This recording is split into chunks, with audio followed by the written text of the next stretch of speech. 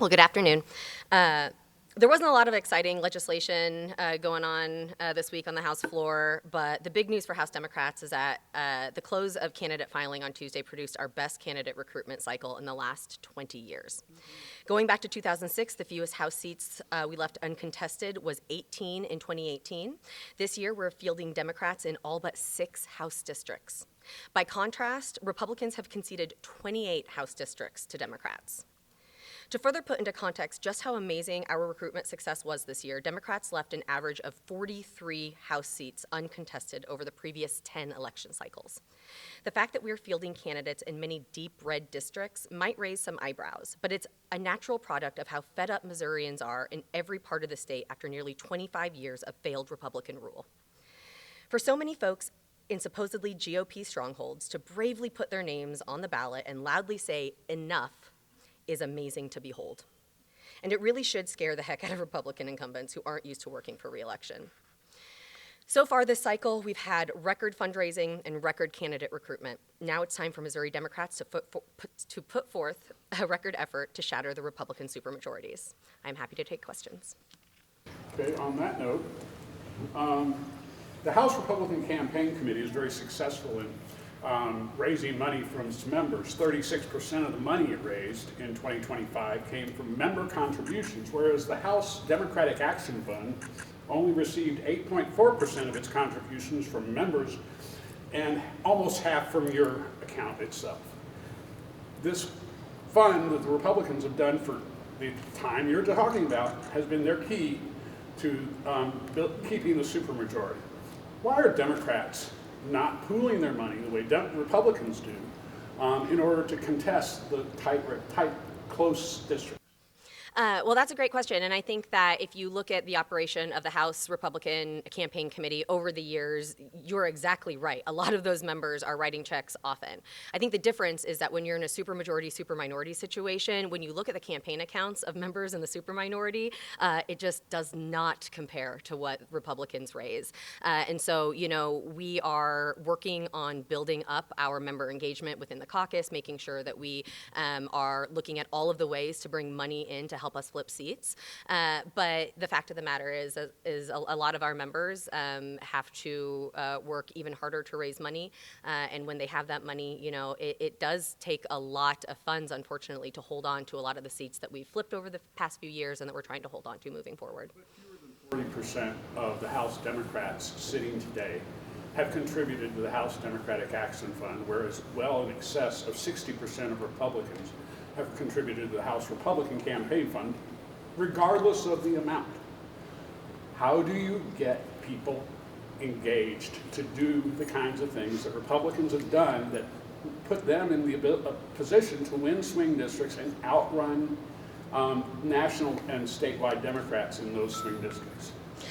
Well, one of the ways is since I've become leader, I've been trying to build the infrastructure within the House Democratic Action Fund organization that will both encourage and incentivize members to buy into the work that we're doing, while also putting together the infrastructure that we need to do that work. And so it is a slow process. It's a culture change on our side of the aisle as we build power, and I'm encouraged by the progress that we've made, and I look forward to continuing to build that support within the caucus. What do you make of the House ultimately not passing the legislation on adult education, the first failed bill of the year? Well, I'll speak just real briefly just to the fact that, in my opinion, when a bill fails on the floor, it truly just speaks to the fact that it probably wasn't whipped by the bill handler. If you do the work to make sure that you are building coalitions and bringing people, onto your side to see your point of view, bills pass easily in this building. But when you don't do that work, it's apt to fail. I am more than happy to hand it off to anyone who wants to speak on the higher education stuff. Anyone else have any thoughts? Dr. Kim?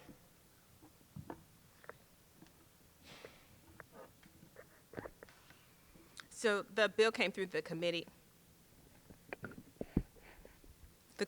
on elementary and secondary education. Now, I have a goodwill GED program within my district or close next door to my district. The challenge is not that it's not successful, but the challenge is how it's funded, and it's drawing from our elementary foundation formula.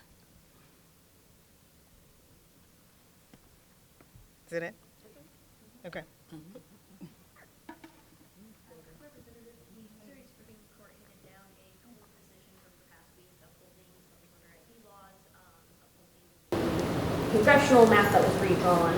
How does that play into upcoming campaigns for folks? How is that handled, or how is that impacting?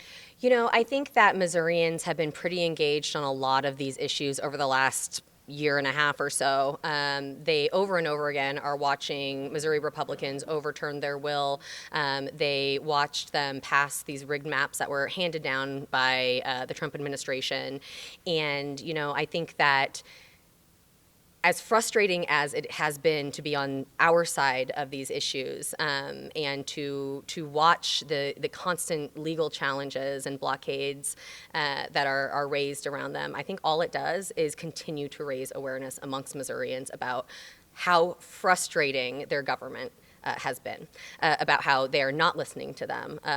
The Republican supermajority is running roughshod over this state, and I think that more Missourians are paying attention than ever before, and I think that that is fully in the Democrats' advantage in November.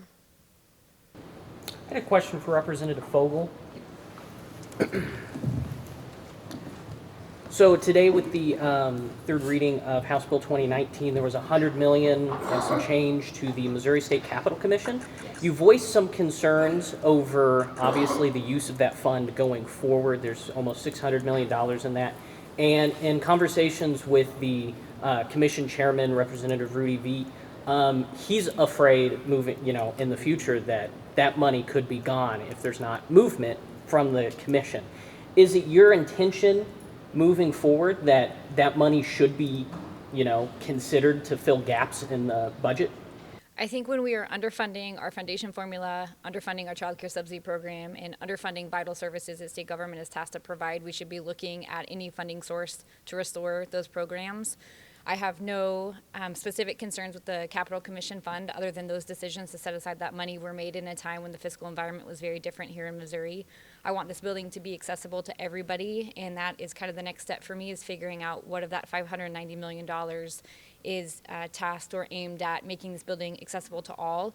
That is different to me than having a conversation about carpeting or curtains or things that are a little bit more visual in nature. So I mentioned this the other day. I had an amendment to remove the $104 million out of House Bill 19. Ultimately, didn't end up offering it because I want this capital, of course, to be a place that everybody, regardless of ability, can come and move freely about the building, which I can't say right now. So are you opposed to ripping up the lawn and doing the underground construction that they talked about a few years ago? I think we have very important, vital state services that aren't getting funded. If we don't have money to make sure that families can work and kids can be in quality and affordable daycare, childcare, we should be looking at all options to fund those services. I will say, of course, the $590 million, that's a one-time pot of money. And so I'm definitely not advocating that we take that 590 and spend it all right now, but I think we need to have continued conversations about what the priorities of this General Assembly are. What would be like a red line for the Capitol Commission to move forward, or for them to not get to, for you to consider they shouldn't be, that money needs to be moved elsewhere? I mean, I think in the years to come, we've talked about the implementation of House Resolution 1. We've talked about the continued revenue reductions related to the capital gains elimination and, of course, the income tax elimination discussion. We're in for some very tight budget years. If we're not moving that money soon, then I think this General Assembly should have a conversation about what to do with that $590 million.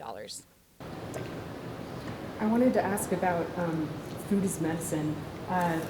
There were some votes against and a number of present votes, and I gathered that some of the concern, at least, was about vitamins and the vitamin industry being poorly regulated. I was wondering, was that the only concern? Were there other concerns? And where did that amendment come from? I'm going to let Ranking Member Greg Bush take that. Thank you. Thank you for that question. I'm not convinced I know where that amendment came from. We did not hear it in committee. Not only, I mean, vitamins are an unregulated business. There were some other provisions that were in there as well that don't have any basis in having food as medicine or any other provision that's a part of Missouri Medicaid. So I was just really kind of confused. But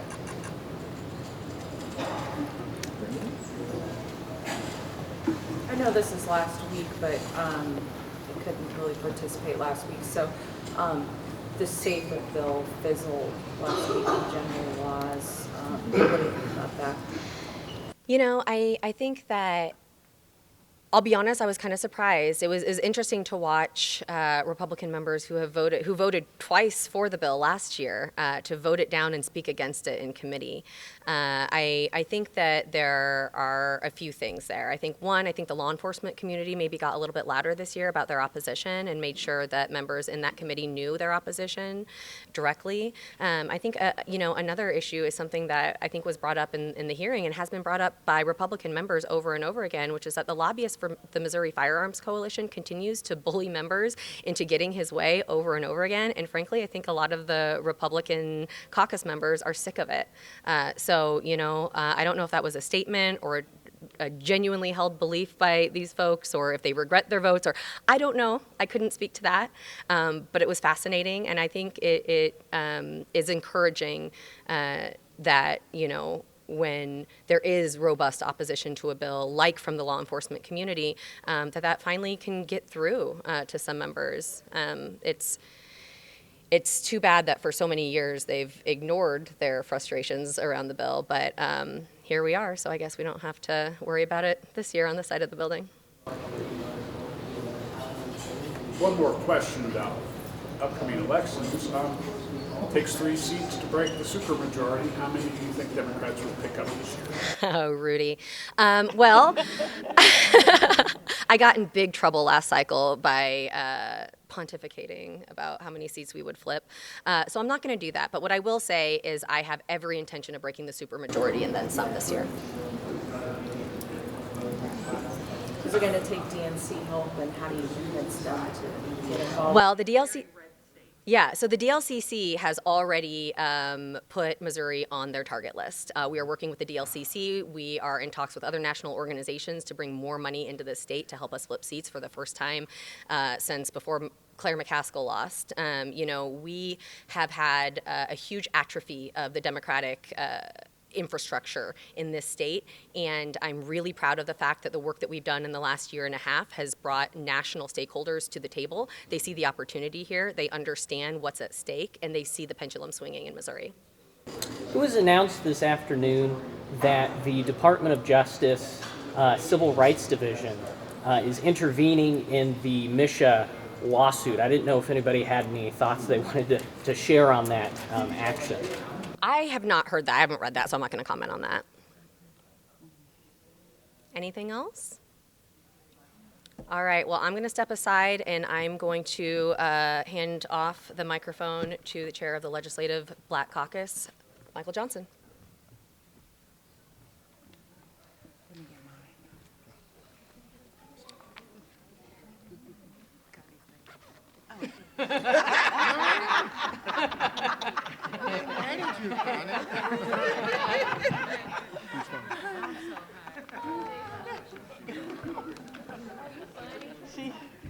Connie.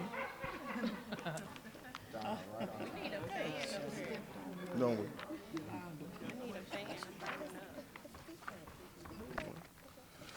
All right. Well, good afternoon, and thank you all for being here.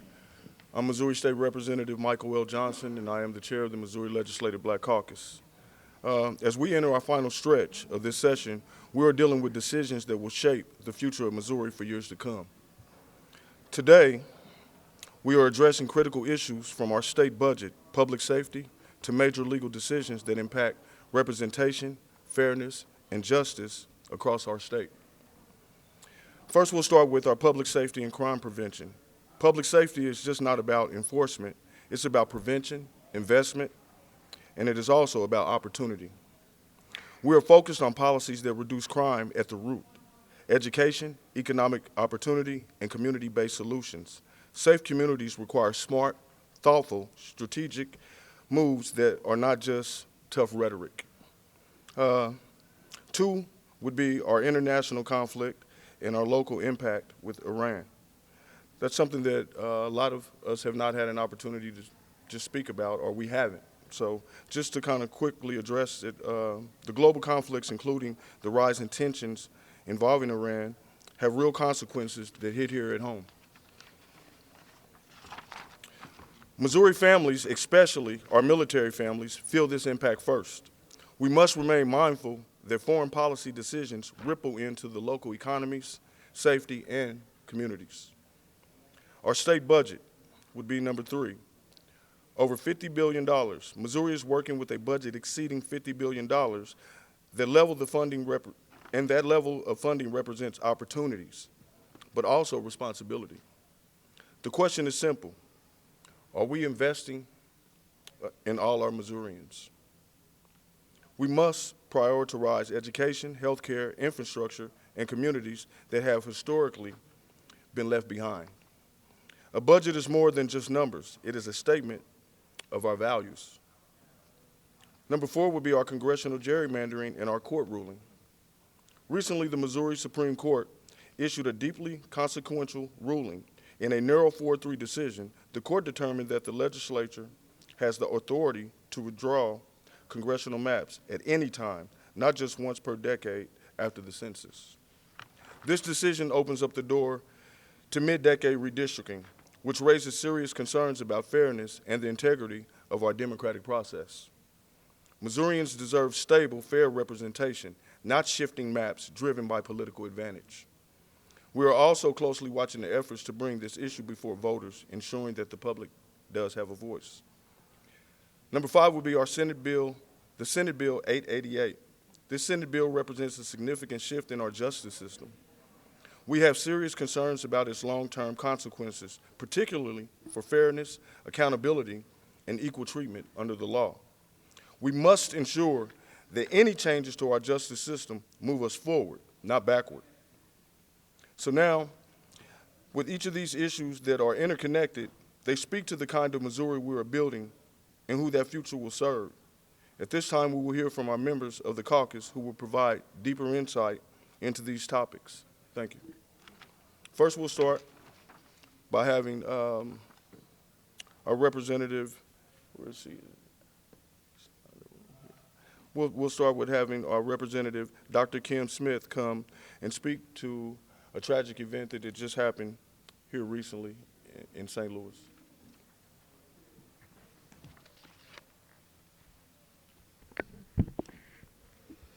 Thank you. I don't know if you all heard on the floor today about Tuesday evening in St. Louis County.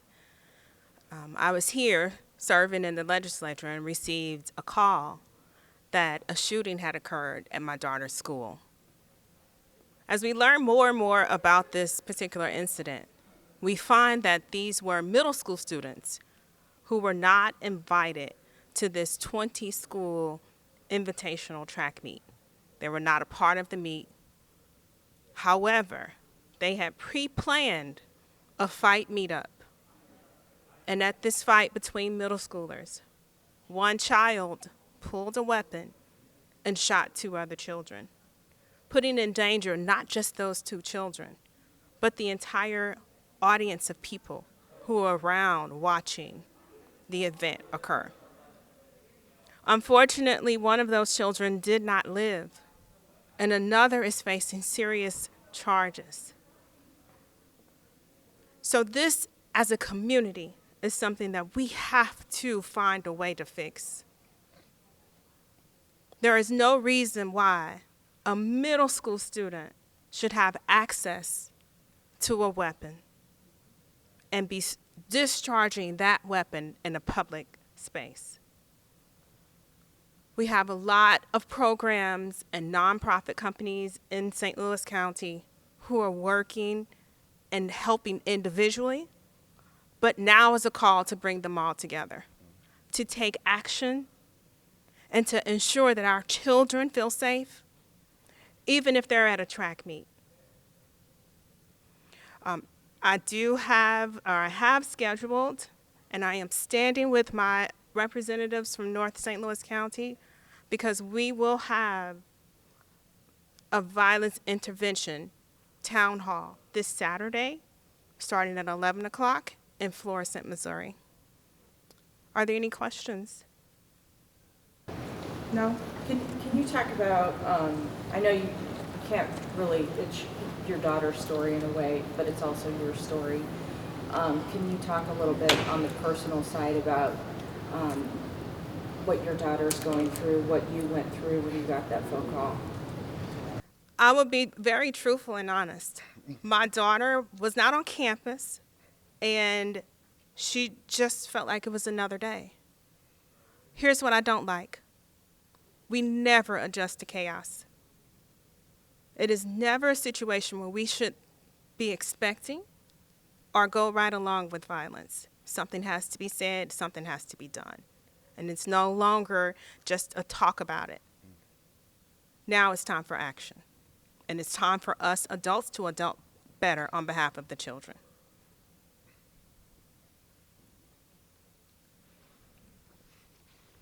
Thank you. Next, we'll hear from our budget members.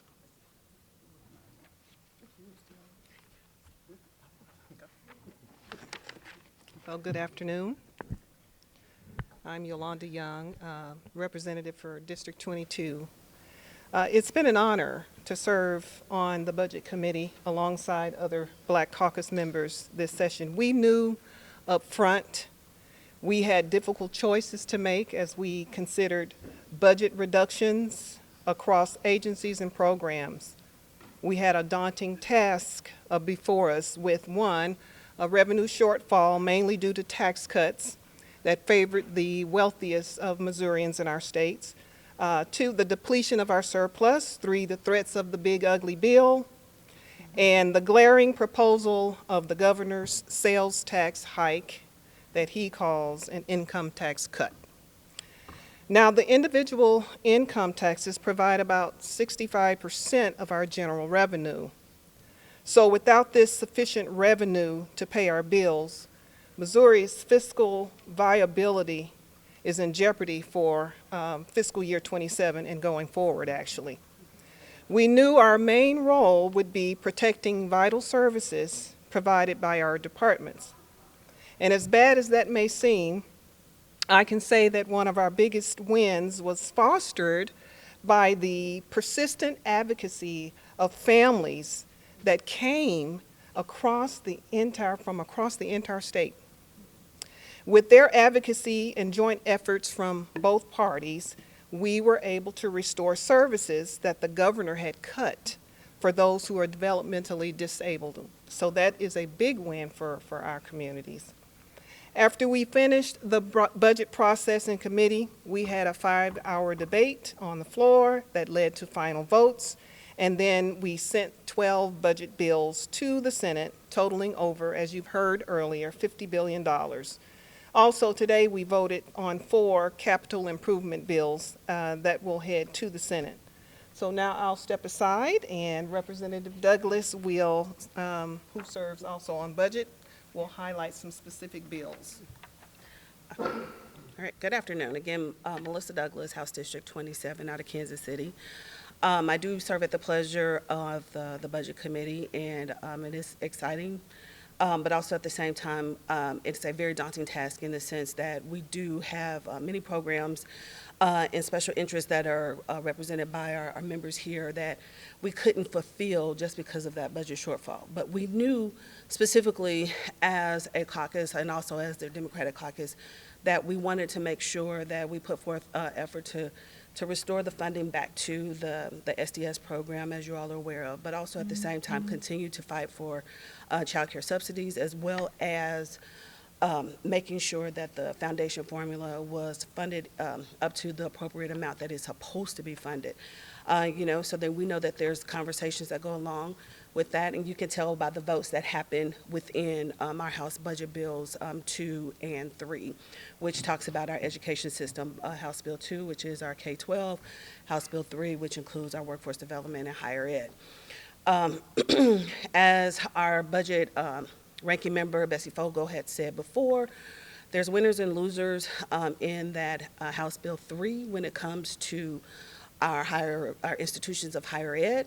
And so, again, that is something that we are hoping that we can get that worked out and overturned over in the Senate so that we can make sure that we are maximizing the funding associated with that.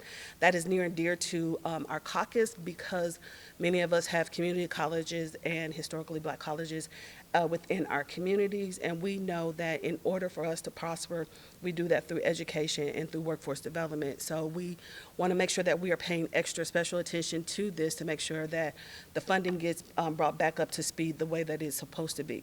Community colleges had already come together to work out a funding formula, and we really want the governor to honor what it is and the work that they've already done when it came to that. House Bill 4, I don't know if you all remember, but that was something that was, specifically very near and dear to me because the governor did cut out statewide transportation. We went from $6 million down to $1 million. And so ultimately, we know that statewide transportation affects every area within our state. We know that it's essential service that provides veteran mobility as well as mobility for our seniors. In addition to within our cities, it allows our community members to continue to work, live, and play, our students to attend schools.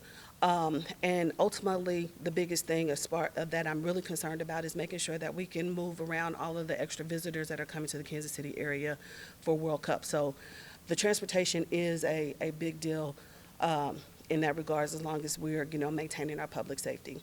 And then, of course, going back down to House Bill 12, where the additional $50 million was asked for the Most Scholars program. Just really feel that we are not really looking at the two together in the sense, in addition to what our public education dollars should be supporting. And I feel like there really should be some more conversation about that, but that was at the recommendation of the governor. So again, we're really hoping that the Senate will be able to follow our lead and really not provide any more additional dollars to that Most Scholars program until we can get some more accountability. The same accountability that we have within our public school system, we would like to have some additional accountability with the Most Scholar program to find out really, is this program truly working like it is supposed to, but also at the same time, we're using public dollars and we want to have that same reporting structure that we do for our K through 12 situation. Thank you. Can I ask, I'm glad you brought up the transportation thing. I kind of lost track on following it. So was it restored or? It was not. It stand. So with transportation and the fact that the $5 million of GR that was taken out, why is it a big deal? Is because our 30-plus transit operators use those dollars in order to pull down federal dollars. So a reduction allows them not to be able to pull down the additional federal dollars. So we're losing money on both sides. What would it take to be able to claw those federal dollars? We would need to really have $11 million in it, but $5 million will allow them to maintain their current operating level. Next, we'll hear from our Vice Chair, Representative Yolanda Fountain Henderson, and she'll speak with you briefly about and talk to you about the lack of opportunities that we have to present bills and have them heard on the floor, which is a disparity that you all are all aware of. So she'll speak on that. Thank you. All right, good afternoon to everyone. Today we address important concerns regarding the order of public discounts, specifically the decision of the Republicans to speak before Democrats in forums. In a democratic society, fairness, balance, and mutual respect are essentials. An order which parties are given the opportunity to speak should reflect commitment to equality, and transparency, not preferences or advantages.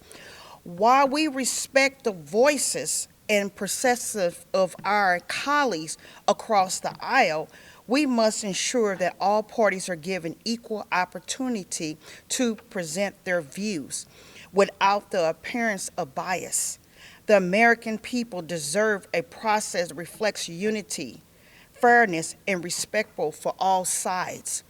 This is not about which party goes first. It's about maintaining integrity in how we conduct public dialogues and ensuring that every voice is heard in a way that just and impartial.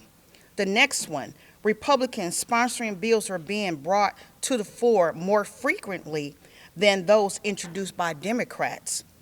The legislative floor is when the people's business is debated, shaped, and decided. When one party's proposal constantly receives more opportunities for consideration, it raises serious questions about equity, representation, and the democratic process itself. This is not about partisanship, it's about fairness. Every elected official represents constituents who deserve to have their voices heard. When bills are not given equal access to the floor, those voices are effectively silenced. We believe in a system that ideals rise on merits, not on political advantages. Both Republicans and Democrats bring forward legislation aimed at improving our communities and proposing deserve a fair opportunity to be debated. The next one, we are seeing the same Republicans, lawmakers, repeatedly bringing bills to the floor. Often even those bills involve bipartisan support than Democrats.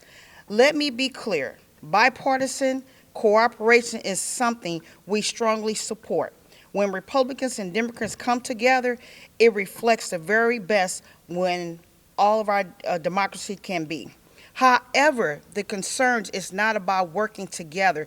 It's about fairness and opportunities.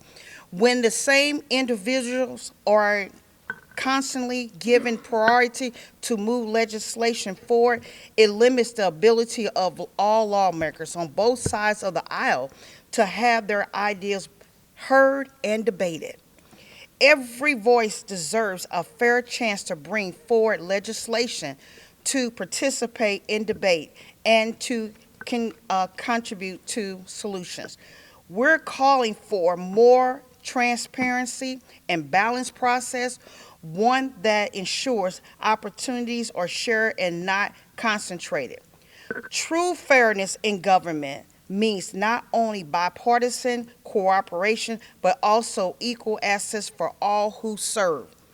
Right now, we're facing a system where we cannot get a stand-alone bill to the floor.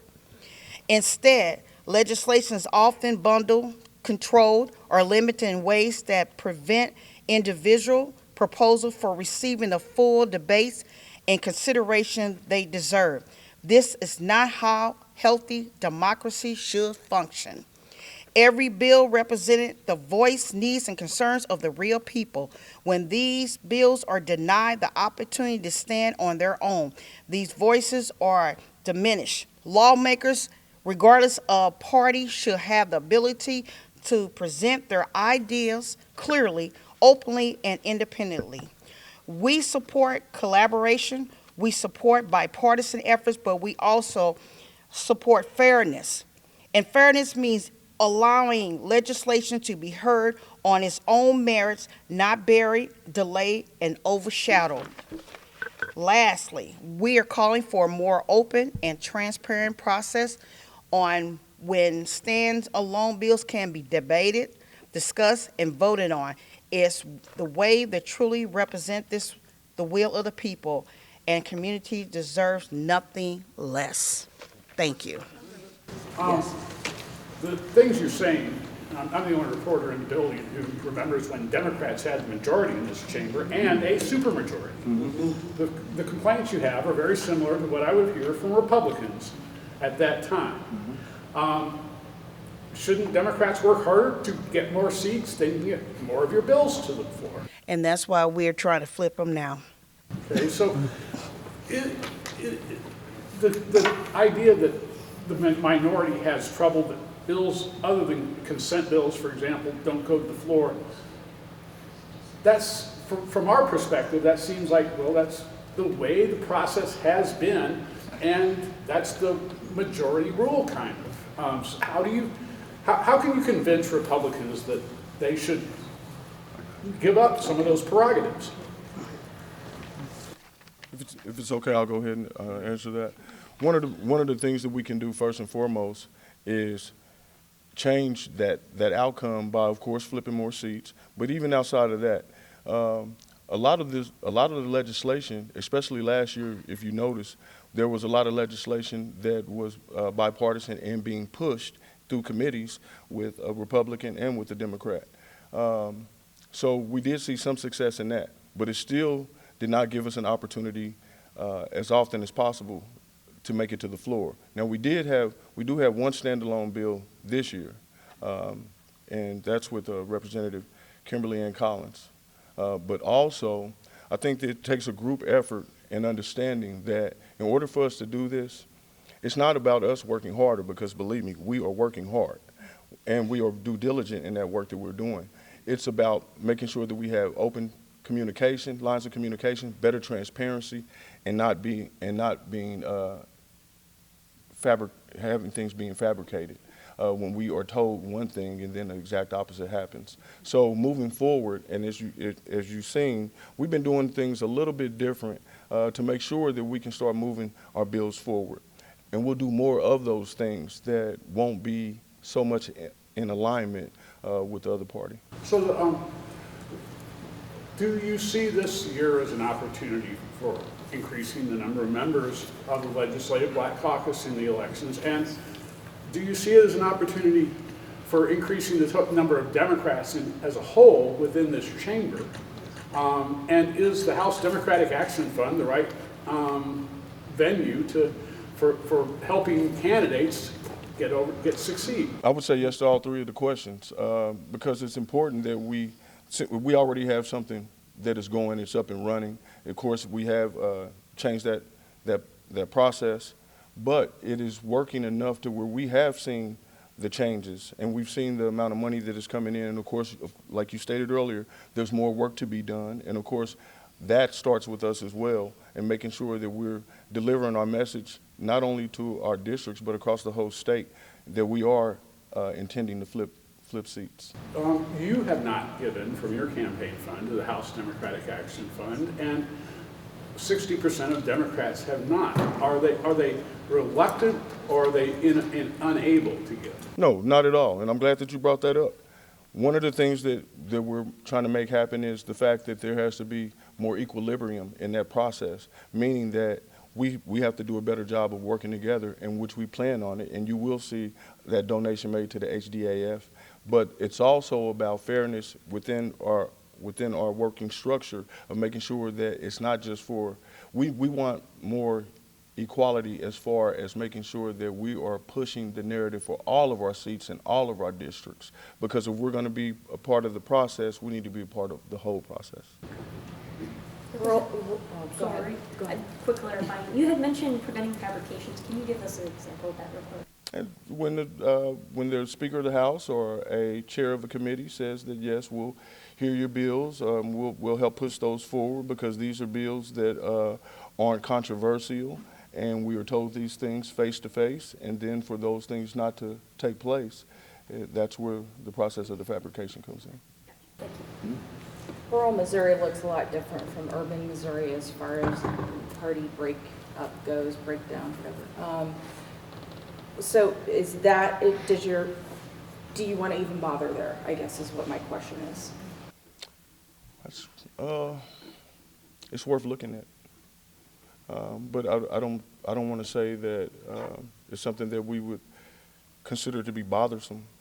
But it does take more effort, and I'm glad that we're having these conversations so that we can be as transparent as possible for the Missouri Legislative Black Caucus moving forward to know that, yes, we still have work to do, and we plan on doing it. Any other questions? Appreciate it. Sorry, I just wanted to bring up Senate Bill 888. It's a difficult budget year. We're scrounging for funds to cover basic services. The fiscal note for that bill includes the cost of a whole prison. Yeah. I mean, what does this say about our, I guess, the body's priorities? Our priorities are not in the right. Our priorities are not in the right place if we're willing to spend $869 million on a prison, and also to be able to take our children between the ages of 14 and 18 and say that, hey, let's reopen the file and re-prosecute them after they've already served their time in juvenile. And so we of course that how much more egregious can you be to do that with all of the other things that we're facing across our state, but we're willing to build a prison, but we don't want to fund Medicaid expansion and things of that nature. So it goes to show you that our priorities as a whole are not in the right place. On that note, one of the bills that was third read today would increase the penalties for drunk driving. And there was broad bipartisan support. Only a few people voted no on that. Is that part of that problem? Is that separate? Why was there support for that bill, but for other ones that have to do with criminal justice? Explain to me, what the difference is. Why the support for that one? Well, I think the support for that one is because you're talking about people that are being in prison, and we're talking about lives as well. So, and I mean, people are dying every day. I can't remember the numbers that they spoke about on the floor, but over, I think it was 4,300 people were over the legal limit. And that number would only rise unless it is time for some type of change in our laws that will be more steadfast and firm on those people. And so that we have to take the good, the bad, and the ugly, and we have to decide because a lot of these things happen just like with SB 888 in the middle of the night, while people were sleeping. So it's hard to get things done when you're not given the fairness and the opportunities across the board. So when these things hit us, we have to take those situations, turn into a think tank, and do what is best at that moment. And first of all, we also want to make sure that we're keeping our constituents first when we do that. Thank you. Could you and Representative Boykin talk about what veterans can expect the legislature to accomplish this year? For veterans specifically. Thank you. Well, for example, one thing they can expect is it seems to be a pretty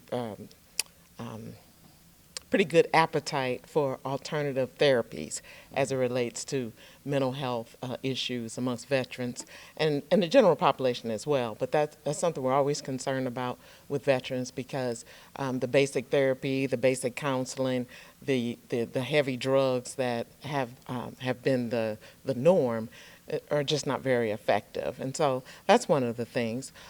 Also, for I don't know, I guess maybe the 8th year in a row, the issue of property tax exemption for veterans. So that's being pushed. Also, still applied to veterans, but the bill that I filed for the National Guard to receive legal protections that are already afforded to military members on the federal level and during active duty. There are 48 states right now that have that same protection at the state level, and it's only the Show Me State and Mississippi that doesn't. And so that was an amendment that I was able to offer, and it's attached to a bill that's over in the Senate right now, so we're feeling real good about that. And then also another piece of legislation that just passed out of the Veterans Committee is a license plate dedicated to survivors of disabled veterans. That's another thing that that's in several states. We had someone come and testify that they were a surviving spouse. They had the license plate when they were in Texas, and when they moved to Missouri, they found, oh, that doesn't exist.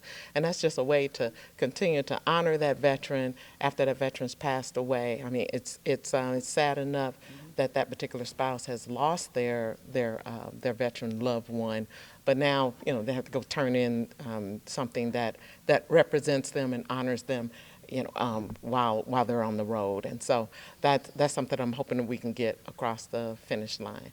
So just overall, whatever we can do to ensure that veterans can more readily stay in their homes through those tax exemptions, whatever we can do to ensure that they're getting what they need as they deal with PTSD and other mental health issues, and whatever we can do to be there for families. That's what we want to do for our veteran community.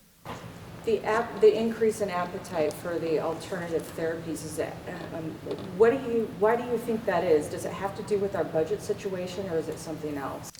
Well, according to the chairman of the Veterans and Armed Forces Committee, it's just something that through the years, because he often tells the story about how early on, because he's been the chairman, I think, for 8 years now. Is that correct, Chairman? Yes. That early on, just the idea of thinking of things like the mushrooms and other alternative therapies that maybe more from a conservative perspective, people are kind of turning their nose up to.